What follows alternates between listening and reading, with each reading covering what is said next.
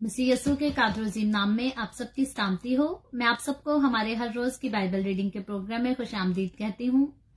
मेरे अजीजों, कल हमने खुदावंद के कलाम में से मुकाशवा की किताब उसके 9वें बाब को खुदावंद के कलाम से पढ़ा था और आज हम अपनी बाइबल रीडिंग को आगे बढ़ाते हुए मुकाशवा की किताब उसका 10वां बाब खुदावंद के कलाम में से पढ़ेंगे। और मैं खुदावंद का शुक्र करती हूँ कि हमने पहले बाब से मुकाशवा की बाइबल रीडिंग को शुरू किया था और आज हम 10वें बाब तक पहुंच चुके हैं और मजीद आगे चलकर खुदावंद के कलाम को हम सीखने जा रहे हैं कि खुदावंद मुझसे और आपसे क्या कहता है। और इससे पहले मैं आज की इस रीडिंग का आगाज करूं, आप सबसे गुजारिश है मेरी, आप जितने मेरे साथ ऑनलाइन आ चुके हैं इस वीडियो को अपनी वॉल पर और दूसरे ग्रुप्स में शेयर करें ताकि मजीद लोग हमें खुदावंद का कलाम सुनने के लिए ज्वाइन कर सकें। सो खुदावंद के कलाम में से मुकाशवा की किताब उसका 10वां बाब और उसकी पहली आयत से यूं लिखा है, फिर मैंने एक और जोर आवर फरिश्ता को बादल ओढ़े हुए आसमान से उतरते देखा।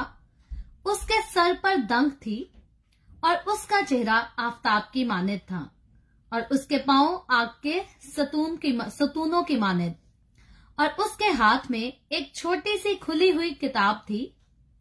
उसने अपना दाहिना पांव तो समुन्दर पर रखा और बायां खुशकी पर, और ऐसी बड़ी आवाज से चिल्लाया जैसे बब्बर धारता है। और जब वो चिल्लाया तो गर्ज की 7 आवाजें सुनाई दी। और जब गर्ज की 7 आवाजें सुनाई दे चुकी तो मैंने लिखने का इरादा किया और आसमान पर से ये आवाज आती सुनी कि जो बातें गर्ज की इन 7 आवाजों से सुनी हैं उनको पोशीदा रख और तहरीर ना कर। और जिस फरिश्ता को मैंने समुन्दर और खुशकी पर खड़े देखा था उसने अपना दाहिना हाथ आसमान की तरफ उठाया, और जो अब्दुल अबाद जिंदा रहेगा और जिसने आसमान और उसके अंदर की चीजें और जमीन और उसके ऊपर की चीजें और समुन्दर और उसके अंदर की चीजें पैदा की हैं, उसकी कसम खाकर कहा कि अब और देर ना होगी, बल्कि 7वें फरिश्ता की आवाज देने के जमाना में जब वो नरसिंगा फूंकने को होगा तो खुदा का पोशीदा मतलब उस खुशखबरी के मुआफिक जो उसने अपने बंदों नबियों को दी थी पूरा होगा। और जिस आवाज देने वाले को मैंने आसमान पर बोलते सुना था उसने फिर मुझसे मुखातिब होकर कहा, जा उस फरिश्ता के हाथ में से जो समुन्दर और खुशकी पर खड़ा है वो खुली हुई किताब ले ले। तब मैंने उस फरिश्ता के पास जाकर कहा कि ये छोटी किताब मुझे दे दे। उसने मुझसे कहा कि ले, इसे खा ले, ये तेरा पेट तो कड़वा कर देगी मगर तेरे मुंह में शहद की तरह टपकेगी, शहद की तरह मीठी लगेगी। बस मैं वो छोटी किताब उस फरिश्ता के हाथ से लेकर खा गया। वो मेरे मुंह में तो शहद की तरह मीठी लगी मगर जब मैं उसे खा गया तो मेरा पेट कड़वा हो गया। और मुझसे कहा गया कि तुझे बहुत सी उम्मतों और कौमों और अहले जुबान और बादशाहों पर नबूवत करना जरूर है। खुदावंद का पाक कलाम पढ़े और सुने जाने पर खुदावंद की बरकत हो। खुदावंद का शुक्र हो मेरे अजीजों। मुकाशवा की किताब उसका 10वां बाब, आज हमने इसकी बाइबल रीडिंग की है। कल जब हमने 9वें बाब की बाइबल रीडिंग की थी तो 9वें बाब में हमने अथाह घड़े के बारे में, अथाह घड़े के खुलने के बारे में हमने सीखा था कि किस तरह से खुदावंद जो है अपने मुकर्रा वक्त पर अथाह घड़े की चाबी जो है वो लूसीफर को दी जाएगी, इब्लीस को दी जाएगी, और जब वो अथाह घड़ा खोला जाएगा तो उसमें से बदरूहें निकलेंगी जो उस दौर में रहने वाले लोगों को, यानी कि मुखालफे मसीह के दौर में रहने वाले लोगों को तंग करेंगी, परेशान करेंगी। और जिसमें 5वां और 6ठा नरसिंगा जो है फूंका जा चुका है मुकाशवा 9वें बाब में। और इन नरसिंगों के फूंके जाने से जो है वो जिन 3 अफसोस का जिक्र हमने 8वें बाब में पढ़ा था, ये 9वें बाब में 2 तरह के जो है वो अफसोस हो चुके हैं। और आज के चैप्टर में यूहन्ना रसूल को जो है वो एक जोर आवर फरिश्ता नजर आ रहा है जिसका एक पांव समुन्दर और दूसरा पांव जो है वो खुशकी पर है। ये आज हमने मुकाशवा की किताब उसके 10वें बाब में पढ़ा है। और उसके हाथ में एक छोटी सी किताब है और वो फरिश्ता जो है ये ऐलान करता है कि जैसे ही 7वां नरसिंगा फूंका जाएगा तो खुदा का पोशीदा भेद जो है वो पूरा हो जाएगा। इस फरिश्ता का जो हुलिया बयान किया गया है वो बिल्कुल यीशु मसीह के जैसा है, क्योंकि जब हमने मुकाशफा उसका पहला बाब पढ़ा था तो यस्सु का जो हुलिया बताया गया था, जैसे हम पहले इस बात को जिक्र कर चुके हैं कि अब यस्सु मसीह जो है वो लकड़ी पर लटका हुआ नहीं है, जो मेरे और आपके लिए लानती मौत मरा वो अब उस सूरत में नहीं है, बल्कि मेरा और आपका यस्सु मसीह जो है अब वो जिंदा आसमान पर है और उसके पास सारा किस्म का जो है वो इख्तियार दिया गया है। और यस्सु मसीह का चेहरा जो है वो रोशन है, जैसे तेजी के वक्त चमकता हुआ जो है वो आफताब। तो यस्सु मसीह की जो आंखें हैं वो आग के शोला की मानिंद हैं। तो जो यस्सु मसीह का हुलिया मुकाशफा की किताब उसके पहले बाब में बताया गया है, आज जिस फरिश्ते का जिक्र हमने मुकाशफा 10 बाब में पढ़ा है, ये फरिश्ता जो है ये सेम उसी हुलिये का हमें नजर आ रहा है। लेकिन ये फरिश्ता जो है हम देखते हैं ये फरिश्ता यस्सु मसीह के जैसा नजर तो आ रहा है, लेकिन ये खुद यस्सु मसीह नहीं है, बल्कि ये एक फरिश्ता है। क्योंकि बाइबल मुकद्दस में जहां कहीं भी यस्सु का जिक्र आया है तो यस्सु के लिए जो है कभी भी किसी फरिश्ते का वर्ड यूज नहीं हुआ, बल्कि बाइबल मुकद्दस जो है वो यस्सु मसीह को हर किस्म के सारे फरिश्तों से जो है वो अफजल बताती है। और बेशक यस्सु मसीह जो है वो हर चीज से, बल्कि आसमान के सारे फरिश्तों से भी अफसल हस्ती है। और यस्सु मसीह को जो है वो बाइबल मुकद्दस में खुदा का बेटा भी कहा गया है, खुदा का बर्रा भी कहा गया है, यहूदा का बब्बर भी कहा गया है। लेकिन फरिश्ता के साथ यस्सु मसीह को बाइबल मुकद्दस में कहीं भी जो है वो तशबीह नहीं दी गई। तो इसीलिए आज जिस हम फरिश्ते का जिक्र पढ़ रहे हैं, आज के मुकाशफा उसके 10वें बाब में, ये फरिश्ता यस्सु मसीह नहीं है, बल्कि यकीनन एक फरिश्ता है जो कि दूसरे फरिश्तों से हमें जो है वो अफजल दिखाई देता है। इसीलिए दूसरे फरिश्तों से जो है ज्यादा इख्तियार इसके पास है। जैसे इसके सर पर हम कौसे कज़ा भी देखते हैं, ये बादलों के साथ है, और इसके पांव जो है हम वो भी डिफरेंट किस्म के देख रहे हैं। लेकिन ये है एक फरिश्ता, लेकिन ये यस्सु भी नहीं है और बाकी फरिश्तों से जो है वो अफजल हमें दिखाई दे रहा है। लेकिन यस्सु अगर हम कहें तो यस्सु ये हरगिज नहीं है। और इस फरिश्ता के हाथ में जो है एक छोटी सी खुली हुई किताब हमने आज के चैप्टर में पढ़ी है कि ये फरिश्ता जो है अपने हाथ में एक छोटी सी खुली हुई किताब को रखता है। और ये किताब जो है जिसका जिक्र मुकाशफा 5 बाब उसकी 8 आयत में हमने पढ़ा था, ये किताब उससे डिफरेंट है। क्योंकि मुकाशफा 5 बाब में हमने जो किताब पढ़ी थी, जिसके बारे में देखा था, उस पर 7 मोहरें लगी थी और इस किताब पर हमें कोई भी मोहर लगी नहीं नजर आती। बल्कि इसके अलावा जो मुकाशफा में जिस किताब के बारे में हमने 5वें बाब में पढ़ा था, उस किताब को कोई पकड़ने के लायक तो दूर की बात, कोई उसको देखने के लायक भी ना मिला था, ना आसमान पर ना जमीन पर। सिर्फ यस्सु मसीह था जो उसको पकड़ने और उसको देखने और उसको पढ़ने के लायक था। तो इसलिए आज जो मुकाशफा की किताब 10वें बाब में जो हम किताब जिसका जिक्र पढ़ रहे हैं, ये उस वाली किताब से जो है मुकम्मल तौर पर डिफरेंट है, जिसकी मोहरें खोले जाने की वजह से दुनिया पर आफतें नजर आई थी। और ये किताब जो है अगर मुकाशफा उस 5वें बाब वाली किताब से नहीं मिलती तो आपको याद होगा, अगर पुराने ऐहदनामा की आपने स्टडी की है, आपके चर्चेज में भी पढ़ाया जाता है, तो ये किताब जो है हमें उस किताब से मिलती जुलती नजर आती है जिस किताब के बारे में हिस्कियल को खाने के लिए कहा था। हिस्कियल का जिक्र जो है वो न्यू टेस्टामेंट में नहीं बल्कि ओल्ड टेस्टामेंट में पाया जाता है।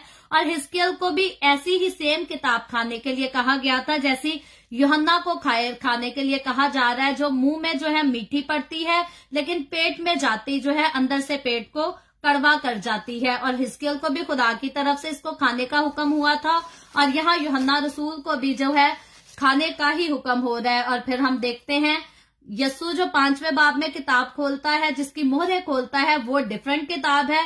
लेकिन ये किताब जो हिस्कियल को खाने के लिए कहा गया और यूहन्ना रसूल को खाने के लिए कहा गया, ये दोनों जायके में जो है ये मीठी हैं, लेकिन पेट में जाती ये दोनों किताबें जो है ये करवाहट पैदा कर देती हैं। और जिस फरिश्ता के हाथ में ये किताब है, उसका दाहिना पांव हमने देखा कि समुंदर और बायां पांव जो है वो खुश्की पर है। ये एक और बात हमने इस चैप्टर में सीखी है।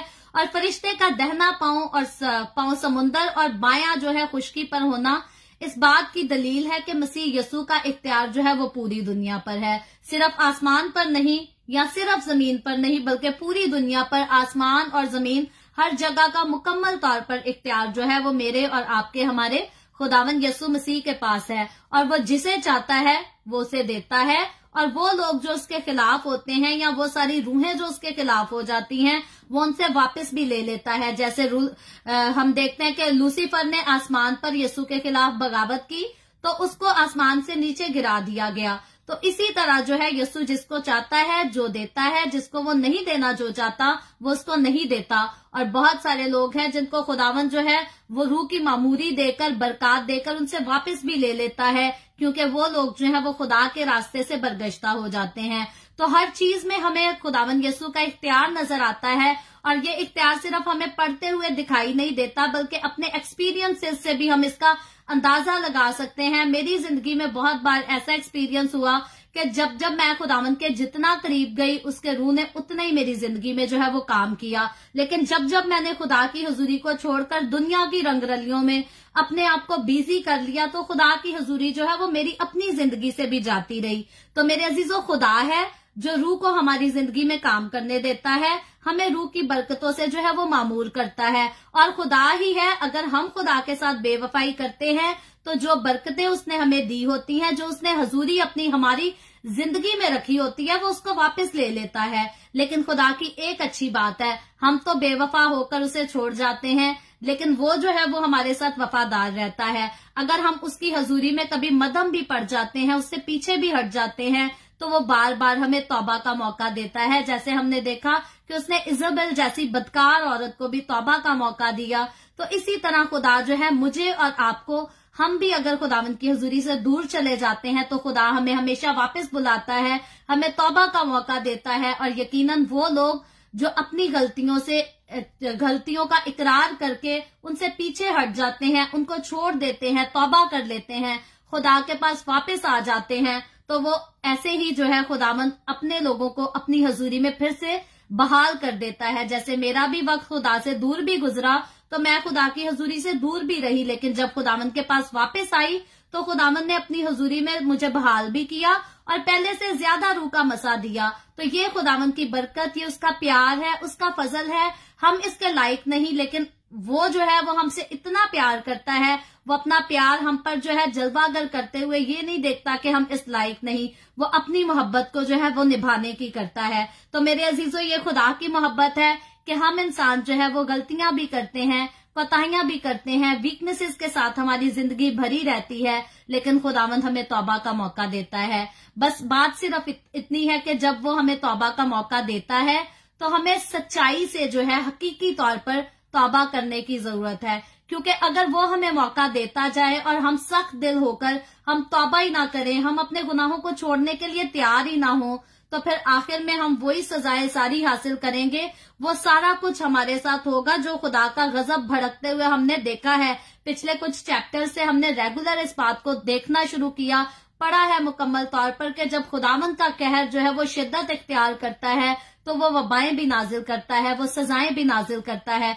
तो इसीलिए मेरे अजीजों, जब जब खुदावंद हमें तौबा का मौका देता है, हमें तौबा करनी चाहिए और हमें अपनी वीकनेसेस को देखकर उनको छोड़ना चाहिए। जब हम अपनी वीकनेसेस को देखेंगे, उन पर ध्यान करेंगे, उनको छोड़ देंगे, तो यकीनन हम खुदा से बरकत पाएंगे, उसके रूह का दुगना मसा पाएंगे। लेकिन अगर हम अपने दिल को सख्त करके रखेंगे, अपनी कमजोरियों को छोड़ने की कोशिश ही नहीं करेंगे, तो याद रखें, पहले तो खुदा आपको तौबा का मौका देता रहेगा, लेकिन जब आप उसके प्यार का नाजायज फायदा उठाते रहेंगे तो ऐसा वक्त आएगा कि उसका गजब जो है वो आपके ऊपर भड़केगा और तब जो है आपको उसके कहर से कोई नहीं बचा सकेगा। तो इसीलिए मेरे अजीजों, खुदावंद के डर और खुदावंद के खौफ में उसके लोगों को हर वक्त रहने की जरूरत है। सुबह, शाम, दोपहर, रात, सारा टाइम हमें हर वक्त जो है अपने ध्यान को खुदावंद के कलाम की तरफ रखना और उसके डर और उसके खौफ में रहना जो है वो बहुत ज्यादा जरूरी है।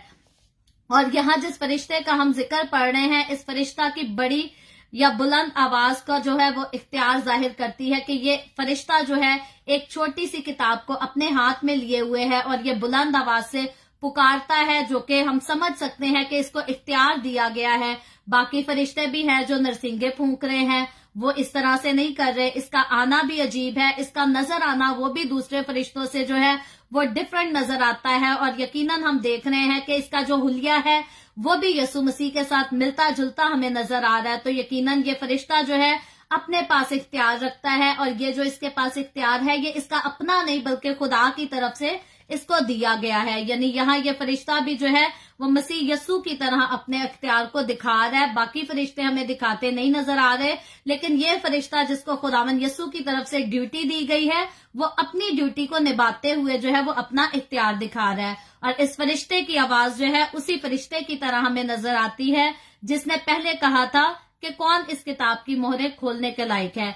आज जो किताब हमें इस फरिश्ते के हाथ में नजर आ रही है, ये छोटी किताब है और ये उस किताब से डिफरेंट है जिस पर मोहरें लगी हुई थी। लेकिन जब वो मोहरों वाली किताब को लेकर ऐलान किया गया था कि इसको खोलने के लायक कौन है, तब भी इसी की आवाज हमें आती सुनाई देती है। और ये दूसरी बार यही फरिश्ता है जो पूरे इख्तियार से इस बात का ऐलान कर रहा है। लेकिन अब जो किताब इसके हाथ में है, ये मोहरों वाली किताब नहीं है, बल्कि ये टोटली तौर पर डिफरेंट किताब है। और यहाँ जिन गर्ज की 7 आवाजों का जिक्र है, क्योंकि किताब है और उसके बाद हमने गर्ज की 7 आवाजों का जिक्र पढ़ा है मुकाशफा उसके 10वें बाब में। और इन गर्जों की जो जद है, इसमें यहूदी लोग आएंगे। अगर मैं कहती हूँ मैं और आप या दूसरी गैर कौमों का हम पॉइंट आउट करें तो नहीं, बल्कि इस जो गर्जे हैं ये अभी नहीं, मुखालफे मसीह के दौर में ये सारा कुछ होगा, अभी नहीं होगा। और ये जो इन गर्जों की जद में आएंगे वो है यहूदी कौम होगी, और बाकी गैर कौमों का या मसीहों का इन गर्जों की जद में आने का कोई ताल्लुक नहीं है।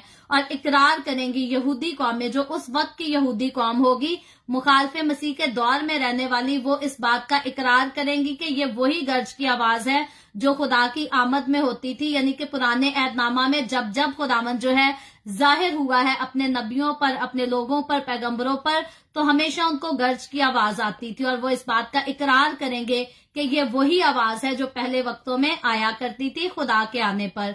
और 7 गर्जों का जिक्र जो है हमें जबूर, अगर हम जबूर 29 का मुतालिया करें तो उसकी 3 से लेकर 11वीं आयत तक जबूर 29 को पढ़े तो उसमें हमें गर्ज का जिक्र मिलता है।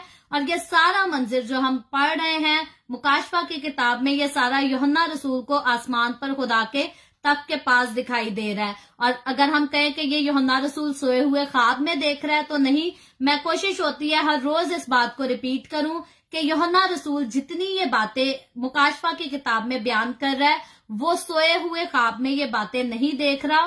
ख्वाब अलग चीज है और रोया अलग चीज है।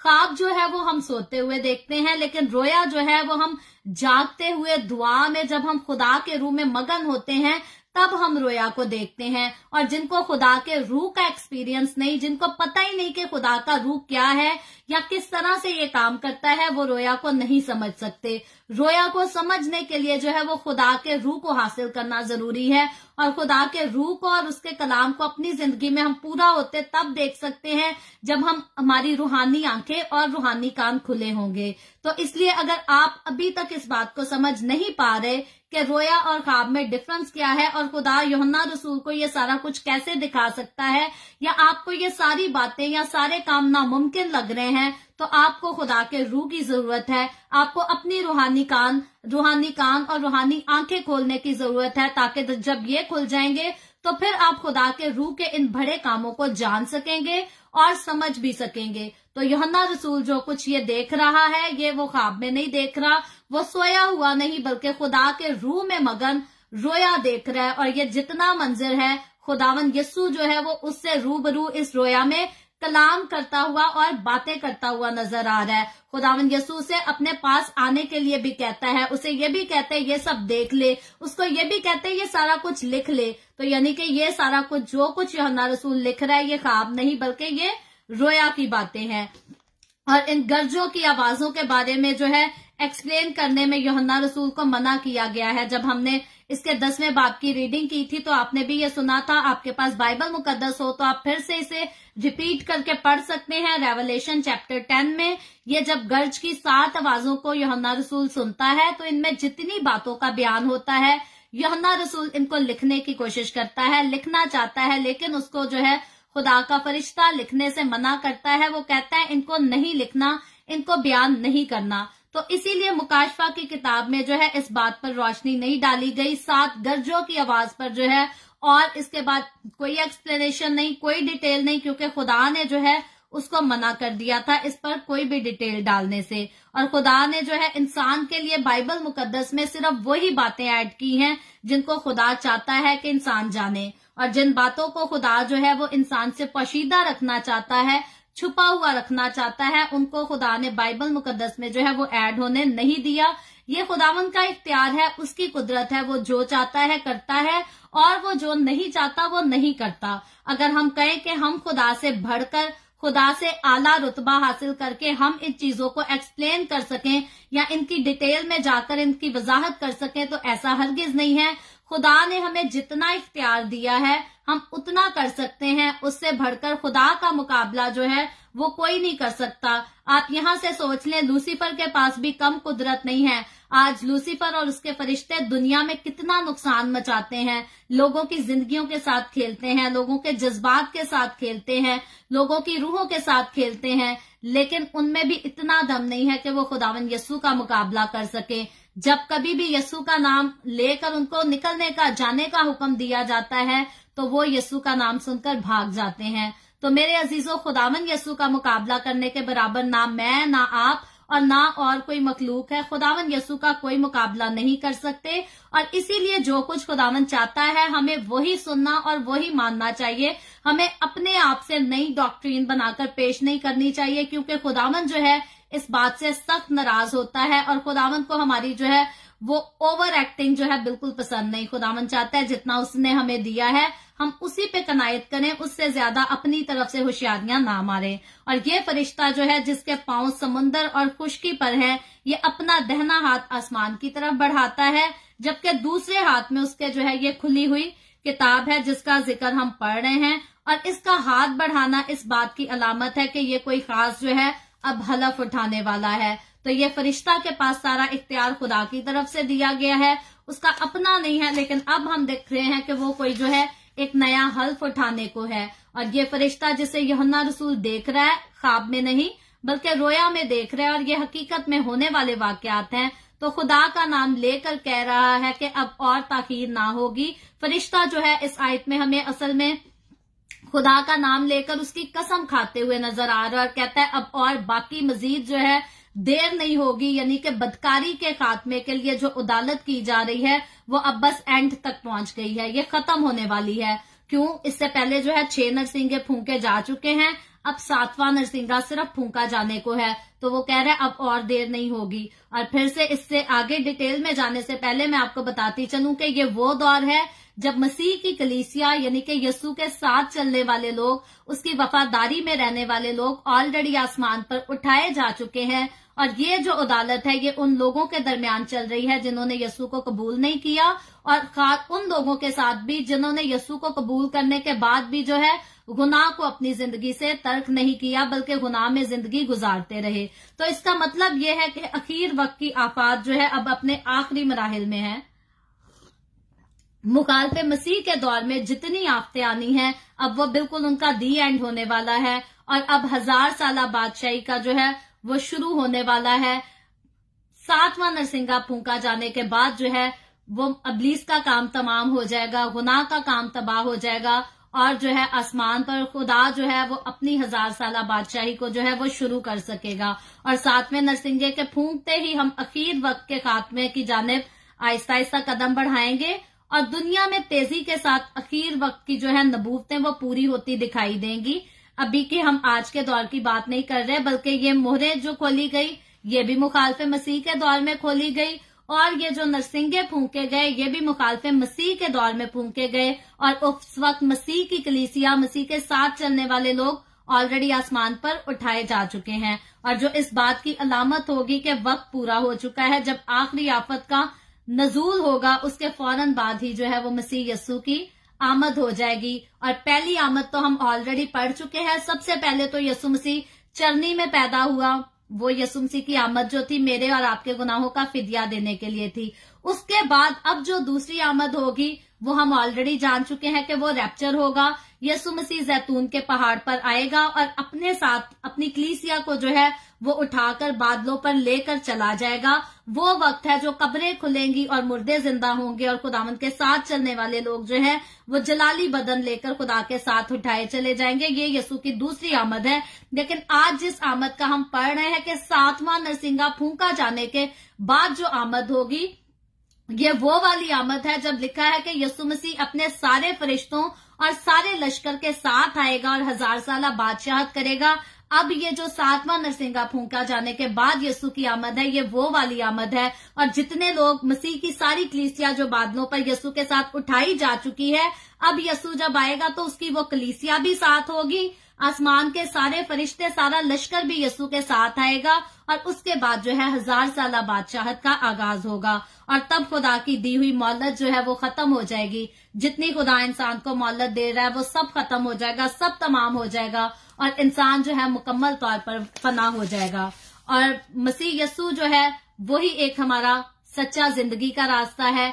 यीशु को जो अपना निजात दहिंदा तस्लीम करता है वो तो जिंदगी का वारिस हो जाता है, लेकिन याद रखे जो यीशु को कबूल नहीं करता वो अब्दी जिंदगी कभी हासिल नहीं कर सकता, क्योंकि हमेशा की जिंदगी, अब्दी जिंदगी का वादा सिर्फ और सिर्फ यीशु मसीह ने किया है। और जिसने वादा किया है, जिसने अपने बाकी वादों को पूरा कर दिया, जब उसने कहा मैं जाता हूं तो बाप के पास से लेकर रूह हक तुम्हारे लिए भेजूंगा और वो तुम्हारे अंदर रहेगा। जब वो बाप के पास जाता है, और हमने देखा उसने बाप के पास जाते ही अपना उस वादा जो है करके गया था, उसने वो वादा पूरा कर दिया, उसने अपना रूह हक भेज दिया। और रूह हक जो आया वो किसी इंसान की सूरत में नहीं आया, किसी नबी की सूरत में नहीं आया, बल्कि रूह हक एक रूह है जो इंसान के अंदर रहती है। और जब वो अंदर आके रहती है तो वो रूह की बरकतों को और रूह के फलों को आगे ग्रो होने देती है। और जब हमारी जिंदगी में रूह के फल नजर आते हैं तो ये इस बात की अलामत होती है कि हमारी जिंदगी, हम जो है वो खुदा के उसी रूह से मामूर हैं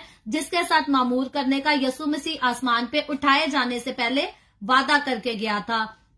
तो जब यीशु ने वो वादा पूरा किया, जब यीशु ने बाकी वादे पूरे किए, यीशु ने कहा मेरे नाम से तुम बदरूहों को हुक्म दोगे निकलने का तो वो निकल जाएंगी। और यीशु की ये बात भी हमें पूरी नजर आती है, जब हम बदरूहों को, शैतान को जाने का हुक्म देते हैं यीशु का नाम लेकर तो वो चला जाता है। तो जब यीशु मसीह बाकी जितने वादे करके गया वो बाकी पूरे होते हुए हमें नजर आ रहे हैं। तो इसी तरह जब यीशु मसीह अपनी कलीसिया को लेकर जाने का अपने साथ वादा करता हुआ हमें नजर आ रहा है आसमान पर उठाए जाने से पहले, तो यकीनन जहां यीशु के बाकी वादे पूरे हुए, ये वादा भी यीशु मसीह का पूरा होगा और जरूर होगा। इमसाल 27 बाब और उसकी पहली आयत में जो है खुदावंद के कलाम ने इंसान को आगाह किया है। वैसे तो बहुत जगहों पर आगाह किया गया है, लेकिन ये एक खास हवाला मैं आपको देती हूँ कि घुमंड ना कर। खुदावंद का कलाम इंसान को घुमंड करने से रोकता है और कहता है क्योंकि तू नहीं जानता कि तू कब फना हो जाएगा। तो मेरे अजीजों, खुदा जो है वो अपने कलाम में से मुझे और आपको, बल्कि तमाम बनीनो इंसान को जो है वो बार बार आगाह करता है और कहता है कि घुमंड ना कर, गरूर ना कर, तकब्बुर ना कर, क्योंकि तुझे नहीं पता तू कब फना हो जाएगा। तो मेरे अजीजों, इसलिए इंसान को खुदा के खौफ में हर वक्त रहने की जरूरत है। हम ये ना कहें कि अभी गुनाह कर लेते हैं, सुबह उठकर माफी मांग लेंगे, क्योंकि हमें नहीं पता कि कल की सुबह हमारी जिंदगी में आनी है या नहीं। तो इसीलिए हर वक्त, हर पल, हर घड़ी हमें खुदा के खौफ में रहने की जरूरत है। खुदा का कलाम हमें बताता है कि खुदा अबलीस को रोके हुए है, उसने अबलीस को रोक के रखा हुआ है। और ना सिर्फ खुदा अबलीस को रोक रहा है, बल्कि वो तहम्मुल भी कर रहा है, वो सब्र भी कर रहा है। क्यों कर रहा है? क्योंकि वो चाहता है कि कोई भी हलाक ना हो। खुदावंद किसी की भी हलाकत नहीं चाहता, बल्कि वो चाहता है कि हर एक की तौबा तक नौबत पहुंचे। और इसीलिए यीशु की आमद अभी तक हुई भी नहीं, क्योंकि अभी भी यीशु सारी कौमों के लोगों को, सारे कबीलों के लोगों को, सारी जुबानों के लोगों को मौका दे रहा है, वक्त दे रहा है, ताकि लोग खुदावंद के पास आ जाएं, खुदावंद यीशु को तस्लीम करके मौत से निकलकर जिंदगी में दाखिल हो जाएं। तो मेरे अजीजों, खुदावंद जो है वो सब्र भी कर रहा है, वो अबलीस को भी रोके हुए है। लेकिन अखीर वक्त में ऐसा होगा कि जब खुदा अबलीस को आजाद कर देगा, जैसे हमने मुकाशफा की किताब उसके 9वें बाब में ऑलरेडी पढ़ दिया कि अबलीस को जो है वो अथाह घड़े की चाबी दे दी गई और उसमें से बदरूहें भी आजाद हुई जिन्होंने लोगों का जीना हराम कर दिया, जीना अजाब में डाल दिया। तो मेरे अजीजों, वो वक्त भी आएगा जब अबलीस खोला जाएगा और अबलीस खुद लोगों को जो है वो तंग करेगा। और ये सारा कुछ जो है ये खुदावंद यीशु की मर्जी से होगा, ताकि लोगों की, कौमों की अदालत हो सके जिन्होंने यीशु को कबूल नहीं किया। तो इसलिए मेरे अजीजों, आपके पास वक्त है, खुदावंद को जो है आप कबूल कर सकते हैं। और ये सब तब होगा जब 7वां फरिश्ता जो है ये चौथा गजब का प्याला उंडेलेगा। अभी ये सब नहीं होगा।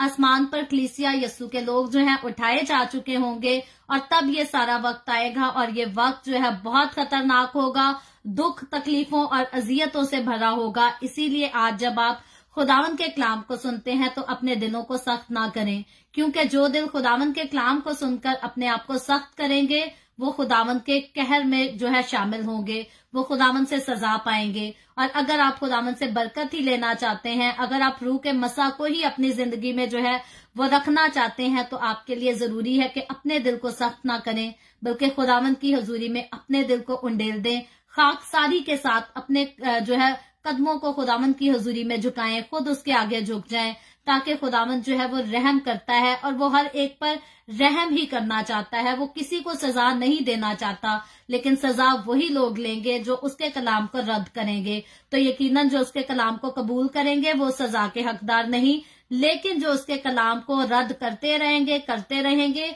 आखिर में तौबा का वक्त उनके लिए जो है वो खत्म हो जाएगा, तौबा का दरवाजा बंद हो जाएगा और फिर तौबा करने का कोई मौका नहीं होगा। और खुदा जो है हर काम अपने मुकर्रा वक्त पर करता है। अगर हम कहें कि आज यसू आ जाए, तो हमारे कहने से यसू नहीं आएगा।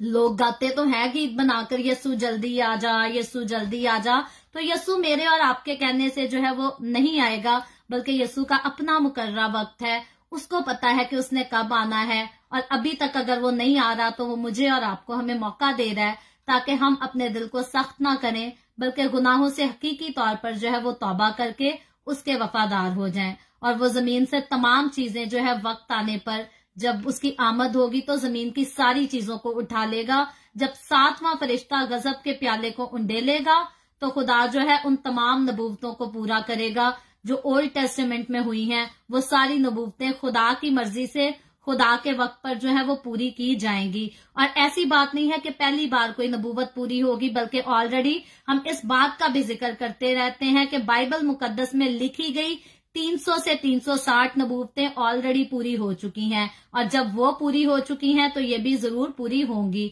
और यस्सु मसीह की आमदे-सानी और उसकी 1000 साला बादशाही जो है वो तब कायम की जाएगी, जब 7वां नरसिंगा फूंका जाएगा उसके बाद। और जब यस्सु मसीह 1000 साला बादशाहत के लिए आएगा, तब मुखालफे मसीह और झूठे नबी को आग की झील में डाला जाएगा। मुखालफे मसीह के बारे में तो हम ऑलरेडी सीख चुके हैं डिटेल के बाद, और झूठे नबी पर अभी फिलहाल मैं कोई इस पे नहीं कर रही एक्सप्लेनेशन।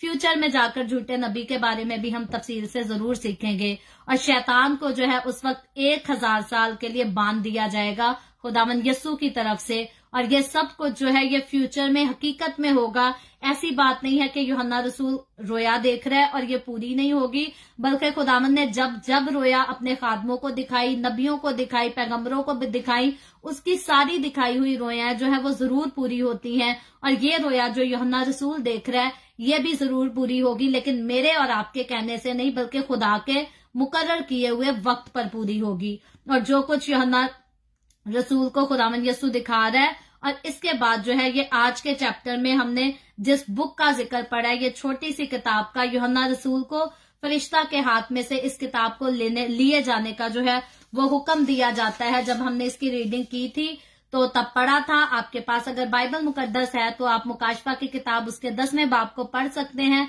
तो उसमें यह जिक्र मिला है। और चैप्टर 5 में हमने जिस किताब के बारे में सीखा था, उस किताब को खोलने या देखने के लिए लायक कोई नहीं था। ये हमने पहले भी मैंने इस बात का जिक्र आज की रीडिंग में भी किया था कि एक तो किताब मुकाशफा में हमें मिलती है जिसको 7 मोहरें लगाकर बंद किया गया है, और इसका जिक्र हमने मुकाशफा की किताब 5वें बाब में पढ़ा था।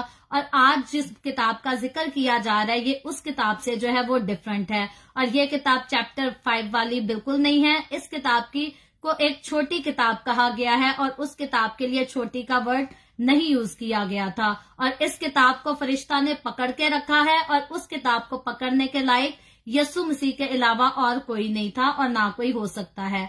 और जब यूहन्ना जो है वो खुदा का हुक्म मानते हुए फरिश्ता को कहता है कि ये किताब मुझे दे दे, उसे लेने के लिए कहता है, तो फरिश्ता जो है वो यूहन्ना रसूल को किताब दे भी देता है और उसे कुछ कहता भी है। कहता क्या है? उसे कहता है कि इसे ले और इसे खा ले, और साथ ही खाने के बाद क्या होगा वो उसको ये भी बताता है। कहता है ये तेरा पेट तो कड़वा कर देगी, मगर तेरे मुंह में शहद की तरह मीठी लगेगी। ये आज के हमने बाब में पढ़ा है। और फिर हमने यही सीखा कि ये जिस किताब का जिक्र आज फरिश्ता ने किया है, इस चैप्टर में किया है, इसी सेम किताब का जिक्र पुराने अहदनामा में हमें हिस्कियल के बारे में भी नजर आता है कि हिस्कियल को भी ये इसी तरह की एक किताब खाने का हुक्म मिला था। और इस आयत में ये जो है यूज हुई जुबान, ये लैंग्वेज जो यूज हुई है, ये अलामती लैंग्वेज यूज हुई है। यहाँ किताब को खाने का मतलब ये नहीं कि उसे कागज की कोई किताब दी जा रही है और उसे कहा जा रहा है वाकई इस किताब को खा ले, बल्कि इसका मतलब खुदा के कलाम और उसके इल्हाम को जो यूहन्ना रसूल को दिया जा रहा है अपने साथ पेवस्त करना है, उसके मुतालिक जो है उसको स्ट्रांग करना है।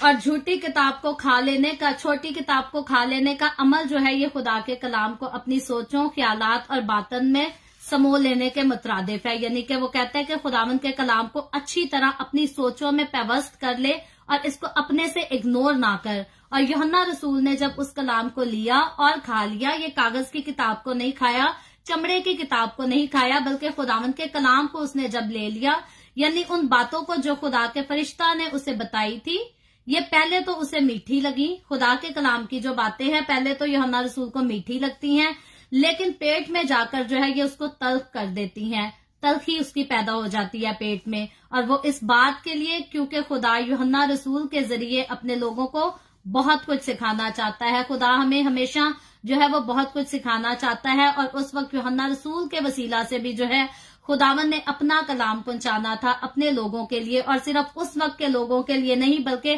जब तक यीशु मसीह दोबारा आकर अपनी कलीसिया को ले नहीं जाता।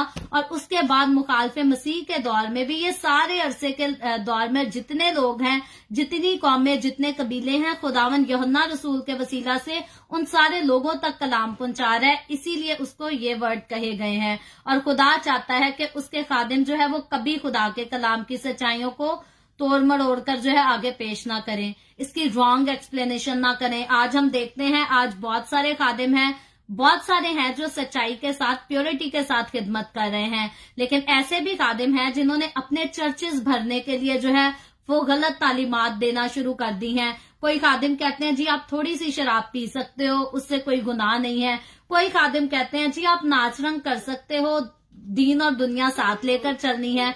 तो ये किताब, ये सारी बातें जो है ये खुदावंद के कलाम के अगेंस्ट बात करती हैं, क्योंकि खुदावंद का कलाम हमें दो ही चीजें बताता है। एक रास्ता जो है वो खुदा की तरफ से है और दूसरा रास्ता जो है वो लूसीफर की तरफ से है। और खुदा चाहता है ये जो बातें तलख खुदा के कलाम की लगती हैं, ये इसी बारे में जो है तल्ख लगती हैं, इसी से इंसान के दिल और पेट को जो है वो कड़वा कर देती हैं। जब इंसान को कहो कि जो काम आप कर रहे हो ये काम आपके घर में, आपकी जिंदगी में प्रैक्टिस किया जाता है और ये गुनाह है, तो लोग इसको सुनना नहीं पसंद करते। लोग कहते हैं जाओ जी वो पादरी तो कहता है आप कर सकते हो, वो तो पास्टर खुद शराब पीता है। आज हम पाकिस्तान में बात करें बहुत सारे लोगों से तो वो कहते हैं जी गोरे अपने चर्चेस में भी शराब पीते हैं, लोग आगे से इस तरह की बातें करते हैं। तो यही बात है कि अगर गोरों के कुछ चर्चेस में, वैसे तो मैं गोरे ऐसे बहुत सारे चर्चेस को जानती हूँ जो शराब को हाथ भी नहीं लगाते, लेकिन कई चर्चेस हैं जो अलाउ करते हैं। तो याद रखें जो अलाउ करते हैं वो खुदावंद के कलाम के अगेंस्ट है, और जो अलाउ नहीं करते वो खुदावंद के साथ जो है प्योरिटी के साथ चल रहे हैं और वो खुदावंद के कलाम को प्योरिटी के साथ अमल में भी ला रहे हैं और दूसरों को भी टीच कर रहे हैं। और अगर आज के दौर में, अखीर जमाना में भी ऐसे चर्चेस हैं गोरों के जो शराब को हाथ लगाना नहीं पसंद करते, तो इसका मतलब अगर कुछ लोग जो हैं वो गलत तालीम को फॉलो कर रहे हैं, तो यकीनन आज के दौर में भी सही तालीम को फॉलो करने वाले लोग हैं। और अगर बिल्कुल ही लोग खत्म हो जाए तो फिर यस्सु जो है किसको लेने आएगा? यस्सु मसीह ने जब बादलों पर अपनी कलीसिया को लेने आना है, अपने लोगों को लेने आना है, तो उसने उन्हीं को अपने साथ लेकर जाना है जो प्योरिटी के साथ खुदावंद के कलाम पर अमल करते हुए नजर आएंगे। और यकीनन यही इस बात को सबूत पेश करती है कि आज भी ऐसी बात नहीं है अमेरिका, कनाडा, यूके में, पाकिस्तान में, इंडिया में सारे चर्चेस गलत नहीं चल रहे।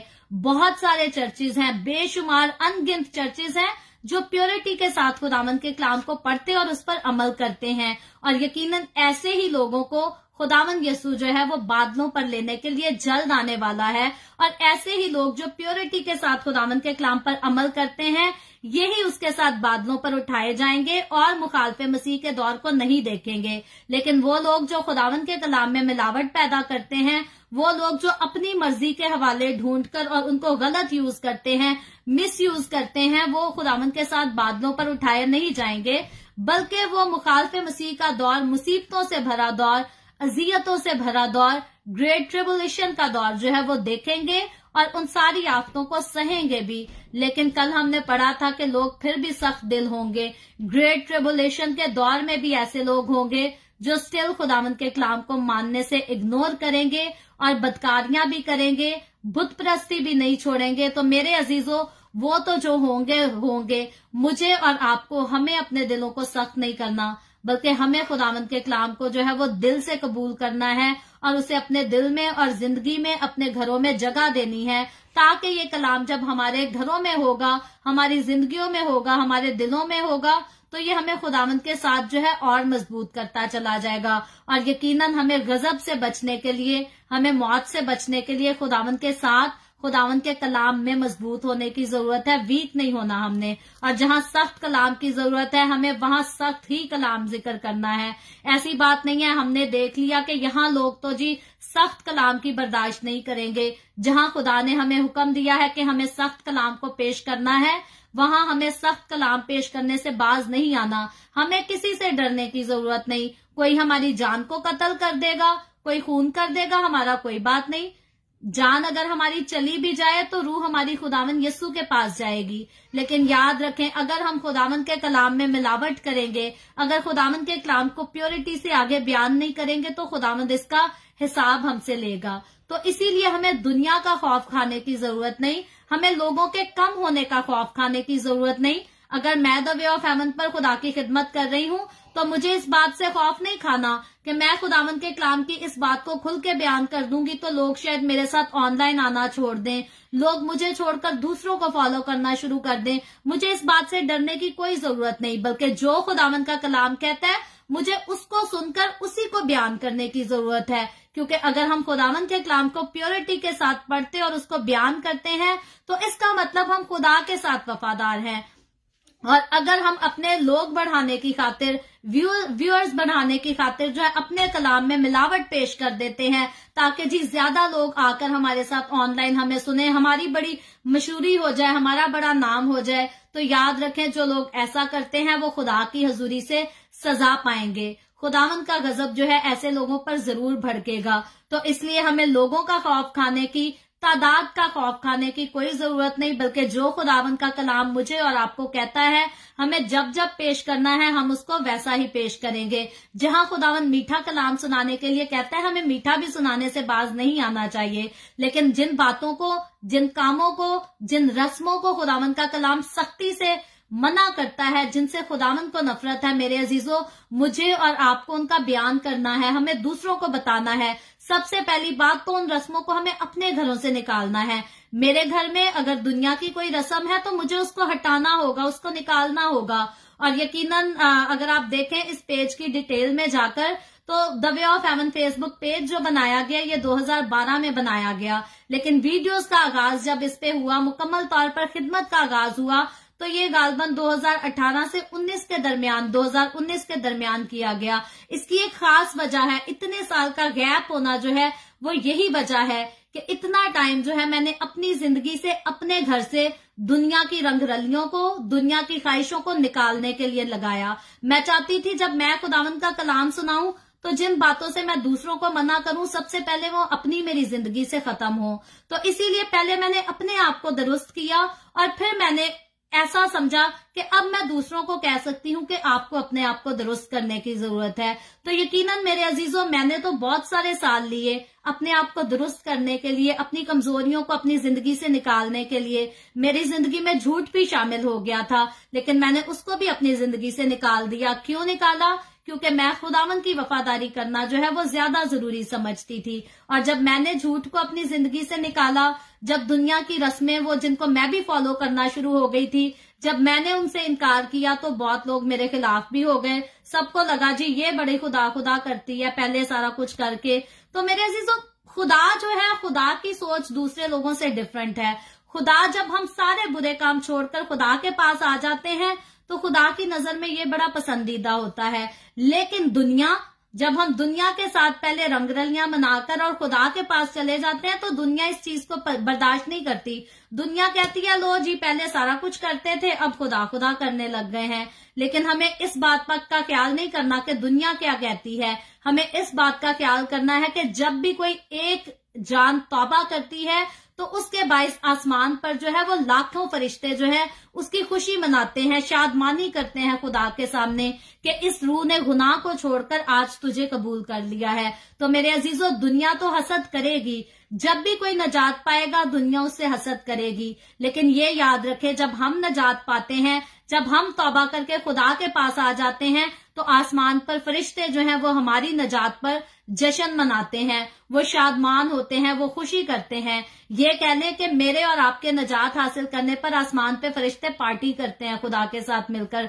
खुशी मनाते हैं। तो इसीलिए मेरे अजीजों, कभी भी दुनिया की बातों की परवाह ना करें। दुनिया ने यसू को भी सताया, यसू के बाकी जितने लोग थे उन्हें भी सताया, और हम ऐसा ख्याल नहीं कर सकते कि ये दुनिया हमें नहीं सताएगी। नहीं, जैसे यसू को सताया, जैसे यसू के बाकी लोगों को सताया, वैसे ही मैं और आप अगर सच्चाई से हम खुदावंद के कलाम पर अमल करेंगे, सच्चाई से उसके साथ चलेंगे तो यकीनन हम सताए जाएंगे। थोड़ा नहीं, बहुत ज्यादा सताए जाएंगे। दुनिया आपको सताने की इंतहा कर देगी, लेकिन याद रखें खुदा आसमान पर से देखकर आपको खुश होगा।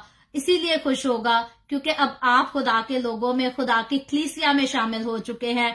आप प्योरिटी के रास्ते पर चलने लग गए हैं और खुदावंद के पास जो है उसकी लिस्ट में एक नए नाम का इजाफा हो गया है। आपका नाम दूसरी किताबों से तो शायद मिट जाए, दुनिया की तारीख से तो शायद मिट जाए, लेकिन यसू के साथ चलते हुए जो है आपका नाम जिंदगी की किताब में लिखा जा चुका है। इसीलिए खुदावंद जो है आपको देखकर खुश होता है और दुनिया जो है वो आपसे फिर जेलस होना शुरू हो जाती है। और यूहन्ना रसूल को जो है वो बताया गया है आज के चैप्टर में कि तू बहुत सी उम्मतों और कौमों और अहले जुबान और बादशाहों पर नबूवत करेगा। ये आखिरी आयत में हमने पढ़ा था। और यूहन्ना रसूल जो है वो इन सारी बातों को समझ रहा है, टोटली तौर पर, कंप्लीटली तौर पर, अच्छी तरह से वो सब कुछ समझ रहा है। और वो उस किताब को खा चुका था जिसलिए उसे हुक्म दिया गया था। यूहन्ना रसूल को छोटी किताब खाने का हुक्म दिया गया था जो कि खुदा का कलाम है, वो उसको खा चुका था। इसीलिए अब उसमें सलाहियत है कि वो सारी बातों को जो है वो समझ रहा है जो कि अपने वक्त से, यानी कि खुदा के वक्त से पूरी होंगी। और इसीलिए यूहन्ना उन तमाम भेदों को और फ्यूचर के होने वाली बातों को भी जो है वो मुकम्मल तौर पर जान चुका है और वो उनके साथ एग्री भी कर चुका है, क्योंकि उसने खुदा की हजूरी को सिर्फ ख्वाब में नहीं देखा बल्कि हकीकी तौर पर उसने ये सारे वाकयात देखे, महसूस किए, खुदा की आवाज उसने सुनी, उसको अपनी आंखों से देखा। और इसीलिए ये बाकी लोगों के लिए, बाकी कौमों के लिए तो ये कहानी हो सकती है, लेकिन यूहन्ना रसूल जिसने अपनी आंखों से ये सारा माजरा देखा, ये सब कुछ सुना, उसके लिए ये झूठ नहीं था, उसके लिए ये धोखा नहीं था। और फिर उसके लिए भी शायद धोखा हो जाता, लेकिन क्योंकि उसने खुदावंद यसू के बाकी वादों को पूरा होते देख लिया था, इसीलिए उसकी नजदीक यसू मसीह जो है वो झूठ नहीं बोल सकता। और आज भी अगर बाकी कौमें या बाकी लोग यसू मसीह को झूठा समझे या उसके कलाम को झूठा समझे तो वो गलती पर हैं, वो गलत रास्ते पर हैं। और यकीनन खुदा उनको मौका देता है कि वो समझ जाएं, वो तौबा कर लें, खुदा को कबूल कर लें। अगर तो वो तौबा कर लेंगे, अगर तो वो खुदावंद यसू को अपना निजात दहिंदा कबूल कर लेंगे तो वो जिंदगी पाएंगे। लेकिन अगर वो यसू से इनकार करेंगे तो खुदा का गजब जो है वो खुदावंद की मर्जी से उसके मुकर्रा वक्त पर जो है वो उन पर नाजिल जरूर होगा। और ये सारी बातें जो है वो कलम बंद भी इसीलिए की गई ताकि लोग, मैं और आप और बाकी लोग इनको पढ़कर एक अच्छे रास्ते पर आ जाएं, खुदावंद यसू के रास्ते पर आ जाएं। और यूहन्ना रसूल को पतमस के जजीरे में हम देखते हैं, जब ये सारी रोया उसने देखी है तो उसको पतमस के जजीरे में कैद किया गया हुआ है, उसे जला वतन कर दिया गया था ताकि वो मसीह यसू की खुशखबरी को ना सुना सके, यसू की गवाही ना दे सके, जिंदगी का कलाम दूसरों को ना बता सके। लेकिन यहाँ आकर पतमस के जजीरे में कैद होकर जो है वो खुदावंद यसू ने उसे और मजीद जिम्मेदारियां दे दी।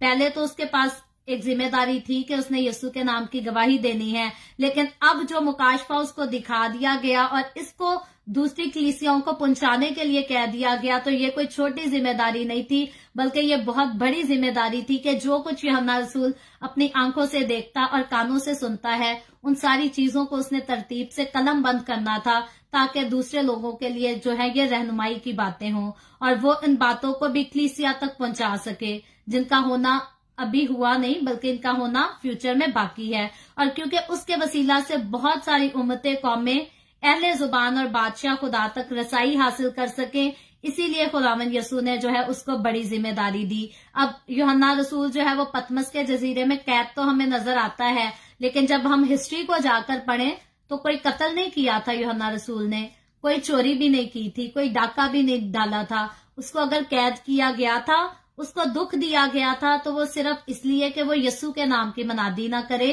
अंजील की खुशखबरी जो है वो दूसरों को ना पहुंचाए। लेकिन याद रखें, जो अंजील उसको देने वाला था, जो उसको नजात देने वाला था, जो उसको खिदमत देने वाला था, जिसने उसे अपनी खिदमत के लिए, अपनी गवाही के लिए बुलाया था, उसने आगे फ्यूचर के जो है बाकी इंतजामात उसके लिए करके रखे थे। और वो फ्यूचर के इंतजाम जो खुदावंद यसू ने किए थे, वो इसलिए नहीं थे कि वो सिर्फ यूहन्ना रसूल से प्यार करता था और उसका बड़ा नाम देना चाहता था, बल्कि वो मेरे और आपके, हम सबकी नजात का प्लान था खुदावंद के लिए। अगर मैं और आप हम अपने अबाउजदाद को जाकर देखें, परदादा और उससे पहले की नस्लों को देखें, तो यसू कहाँ था?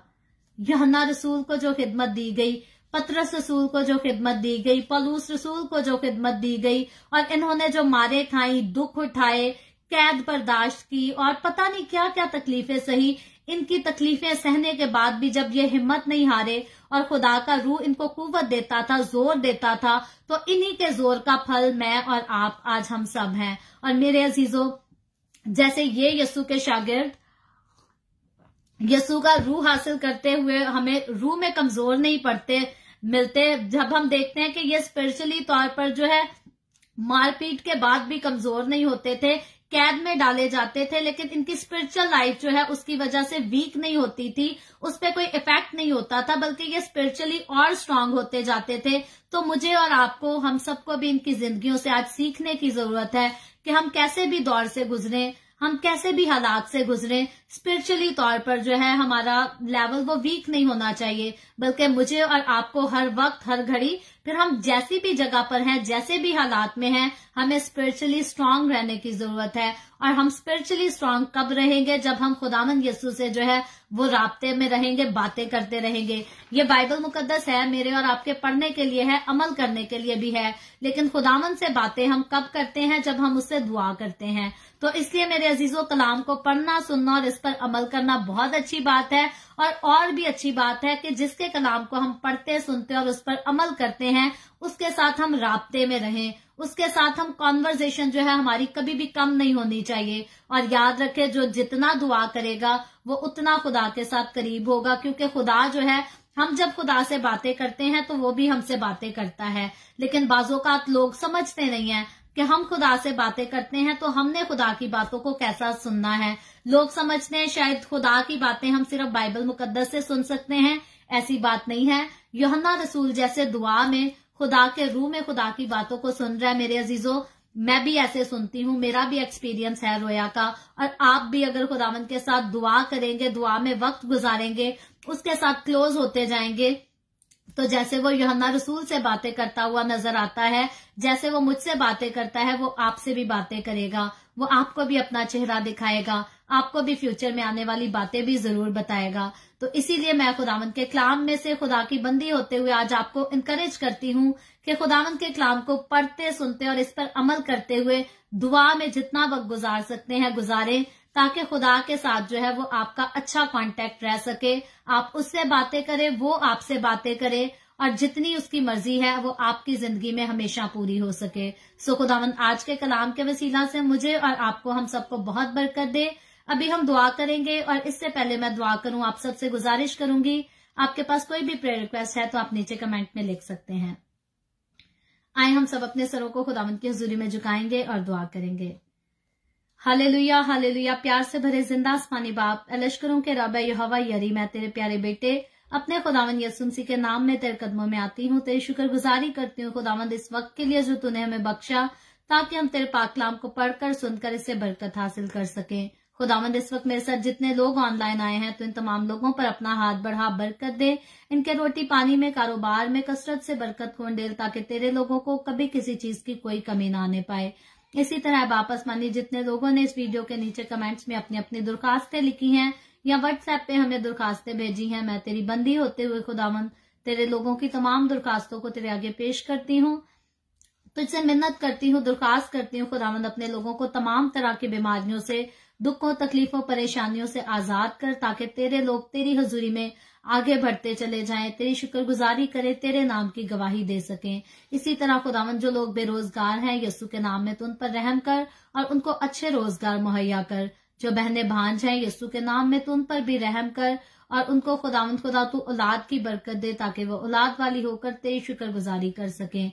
मैं तेरे तमाम कादमों को, मुकद्दसीन को, पाकलीसियाओं को, परस्तारों को तेरी हजूरी में याद करती हूँ। हर एक पर अपना हाथ बढ़ा, सबको बरकत दे, अपनी पनाह में ले, अपने जलाल, अपनी गवाही के लिए सबको और ज्यादा खुदावंद तू कसरत से इस्तेमाल कर। मुझ पर अपना हाथ बढ़ा, the way of haven Facebook page पर सारी मिनिस्ट्री पर अपना हाथ बढ़ा, अपने जलाल के लिए, रूहों की नजात के लिए कसरत से इस्तेमाल कर। बनी इसराइल पर तेरा हाथ, तेरा फजल हो और हम सब पर भी तेरा हाथ और तेरा फजल हमेशा होता रहे। मसीह यस्सु के नाम में ये दुआ मांगती हूँ, आमीन। खुदावंद की सिखाई हुई दुआ में शरीक होंगे। आए हमारे बाप तो जो आसमान पर है, तेरा नाम पाक माना जाए, तेरी बादशाहत आए, तेरी मर्जी जैसे आसमान पर पूरी होती है जमीन पर भी हो। हमारे रोज की रोटी आज हमें दे, जिस तरह हम अपने कर्जदारों को माफ करते हैं तू भी हमारे कर्ज हमें माफ कर। हमें आजमाइश में ना पड़ने दे बल्कि बुराई से बचा, क्योंकि बादशाहत, कुदरत और जलाल हमेशा तेरे ही हैं, आमीन आमीन। खुदावंद आप सबको बहुत बरकत दे। मेरे साथ हर रोज ऑनलाइन आकर खुदावंद के कलाम को सुनने के लिए आपका बहुत ज्यादा शुक्रिया। इस कलाम को जगह जगह शेयर करते रहें ताकि हम सबके वसीला से अंजील की मनादी कसरत से हो सके, आमीन।